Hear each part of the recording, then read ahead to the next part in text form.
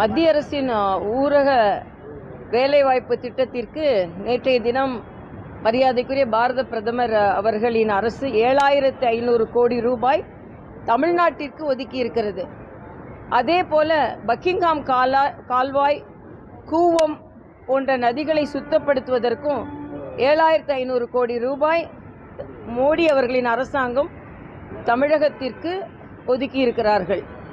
Buckingham கால்வாய்க்கு இந்த 7500 கோடி ரூபாய் ஒதுக்கி இருப்பது உண்மையிலேயே எனக்கு மகிழ்ச்சி அளிக்கிறது. ஏனென்றால் நான் மயிலாப்பூரில் போட்டி போடும் பொழுது அங்கே உள்ள வீடுகள் எல்லாம் வெள்ளம் வந்தால் இந்த பக்கிங்ஹாம் கால்வாய் நிறைந்து தான் எல்லாம் மூழ்கி கொண்டிருந்தது.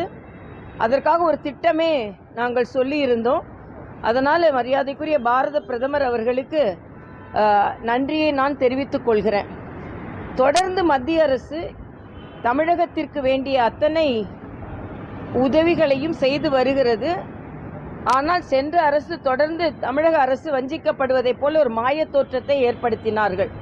நேற்றைய தினம் மரியாதைக்குரிய பாரத பிரதமர் அவர்களது 12 ஆண்டு கால சாதனையை இந்த மக்களுக்குத்தான் சமர்ப்பித்திருக்கிறார்கள். தமிழக அரசை பொறுத்தமட்டில் மரியாதைக்குரிய மருத்துவத்துறை அமைச்சர் சொல்லியிருக்கிறார், மருத்துவர்கள் அரசாங்க மருத்துவமனை நேரத்தில் தனியார் சிகிச்சை அளிக்கக்கூடாது என்று. இதை வரவேற்கிறேன். ஆனால் அதே நேரத்தில் தனியாருக்கு முதல்லாம் தனியார் மருத்துவர்கள் மிக குறைவாக இருந்தார்கள். அதனால் அரசாங்க மருத்துவர்களே தனியாருக்கும் சென்று சேவை செய்து கொண்டிருந்தார்கள்.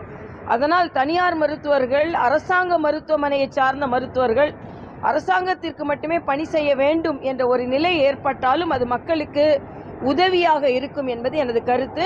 அதே போல கஸ்தூரிபாய் பிரசவ மருத்துவமனையில் தண்ணி இல்லை. ஏற்கனவே சென்ற ஆட்சி ஒரு மல்டி ஸ்டோரி பில்டிங்கை அவங்க ஆரம்பித்தார்கள். ஆனால் அதில் அடித்தளம் மட்டும்தான் வேலை செய்கிறது, தண்ணி இல்லை அப்படின்ற கவலையை மக்கள் தெரிவித்திருக்கிறார்கள். நான் அடிப்படை வசதிகளை அத்தனை மருத்துவமனைகளிலும் மேம்படுத்த வேண்டும் என்று நான் கேட்டுக்கொள்கிறேன்.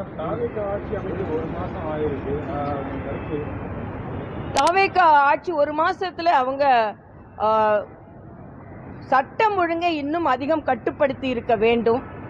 கஞ்சா பழக்கத்தை இன்னும் போதை பழக்கத்தை இன்னும் அதிகம் கட்டுப்படுத்தி இருக்க வேண்டும். அதே போல இன்றைய காலகட்டத்தில் பெண்களுக்கான குற்றங்கள் அதிகரித்திருக்கிறது. இப்போதான் சிங்கப்பெண் படை ஆரம்பிக்கப்பட்டிருக்கிறது. இரும்பு கரம் கொண்டு அது அடக்கப்பட வேண்டும்.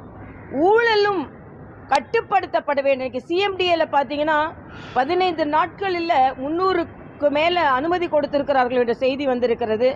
மின்சாரத்துறை குறிப்பாக அந்த ஹார்ட் டிஸ்க் எல்லாம் காணாமல் போனது ஒரு வாரம் கழித்து தான் சிபிசிஐடி கொடுத்துருக்குறாங்க. இதில் ஏதாவது உள்நோக்கம் இருக்கிறதா, யாரையாவது காப்பாற்றுவதற்கு முயற்சி செய்கிறார்களா, இதையெல்லாம் பொதுமக்களுக்கு அவர்கள் தெளிவுபடுத்த வேண்டும். ஆக இந்த ஒரு மாதம் ஆகி இருக்கிறது. இன்னும் அதிக கவனத்தோடு அவர்கள் ஆட்சி செய்ய வேண்டும். இன்னும் போன ஆட்சி மீதே குறை சொல்லிக் கொண்டிருந்தாமல் இரும்பு கரம் கொண்டு இதெல்லாம் அடுக்க வேண்டும் என்பது எனது கருத்து. வேலைவாய்ப்பு திட்டத்தில் கடந்த 2022-23 9700 கோடி ரூபாய் தமிழ்நாட்டுக்கு வழங்கியிருக்கு. விபிஜி ராம் வந்ததுக்கு அப்புறம் தமிழ்நாடு கவர்மெண்ட் அதிகமா இருக்கு, மத்திய அரசு வழங்கி இல்ல. அது அந்த திட்டம் 60:40 அதுல இங்கே 7500 கோடி ரூபாய் முதல் தவணையாக வழங்கி இருக்கிறார்கள். இன்னும் 12500 கோடி இல்ல, இது முதல் தவணை தான். அதனால எந்த விதத்திலும் குறைக்கப்படவில்லை என்பதை நான் தெளிவுபடுத்துகிறேன்.